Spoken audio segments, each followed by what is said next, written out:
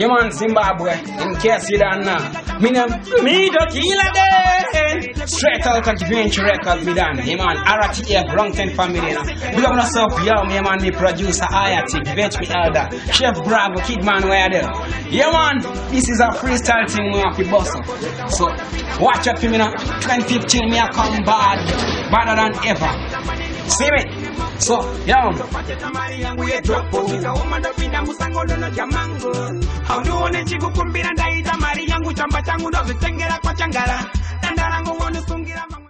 Adventure Records. Yo, question. Need to feel again. Can't see that my can you come be the 1 and 2 and 3 and 4 can I 5 and but good is some budget 1 and we have a coin in a salmon and no tenga. Can I see that somebody new? You are a you put in the cash and in the cantina. You gonna let up the thing and then you tire. 1 year and you know you want to go in on a tenga. But the money got a job to Django. I would have someone and 1 and in a month. The budget money and we are job for the woman of the Amazon and a Tamango. But the money got a job to Django. I would have someone and 1 and in a month.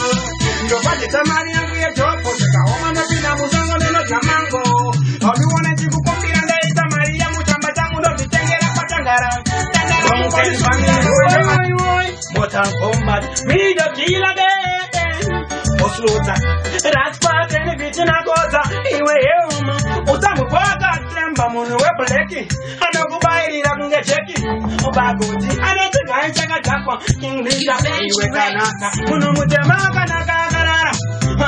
Akamukamu no chiona ego biringi tachakanaka mosa dipara imi ambula chamaona itapye kuti akarwara muno chamamuchiti dai mwari vangomutura musazo chamanene ndakuza nyatongorora uyu anura saibola anonokuta maesimba madhokataurwa na maechipa vangachiti makemamusina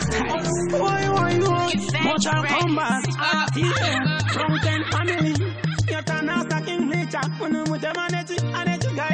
Tigara kutoranya yatango kudziisa mupetu unotisha here Munhu mutema kutaura kwako tikakuterera unopeta here Zvino pazvinonzi zvapenda vanenge vakungoprata anzima atiti anopambaya mandomirire kwamangoma ndomirire kondizo zvinondiraramisa kutsvaka mari nemangoma ivo chingotaurisa kwamangoma ndomirire mangoma ndomirire